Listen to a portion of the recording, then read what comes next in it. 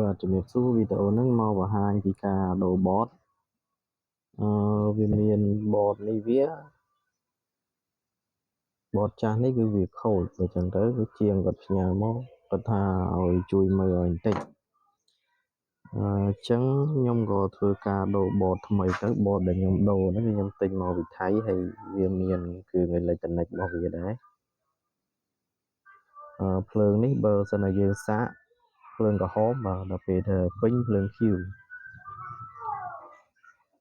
អញ្ចឹងអានេះគឺជាបតឆ្នៃ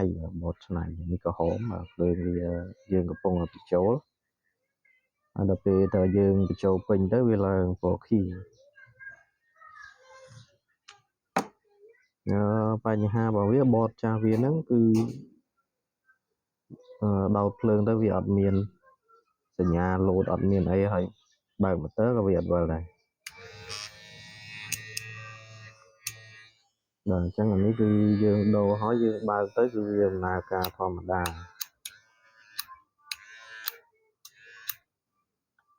អញ្ចឹងបតនេះគឺខ្ញុំដូរ 20000 រៀលថ្មនេះអានេះថ្មស៊ីនវាទេវានៅល្អតែបើយើងដូរថ្មអីទៀតអាហ្នឹងគឺគិតតាមនឹងទៀតបាទអញ្ចឹងបតនេះគឺយើងអាច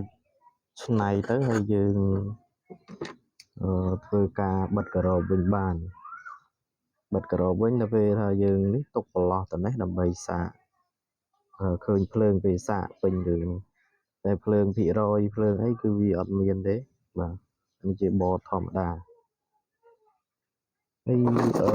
មានជាងគាត់ផ្ញើកត្រៃសាប់ចំនួន7កត្រៃមកឲ្យសលៀងដែរអញ្ចឹងសលៀងហើយចាំផ្ញើជូនគាត់វិញ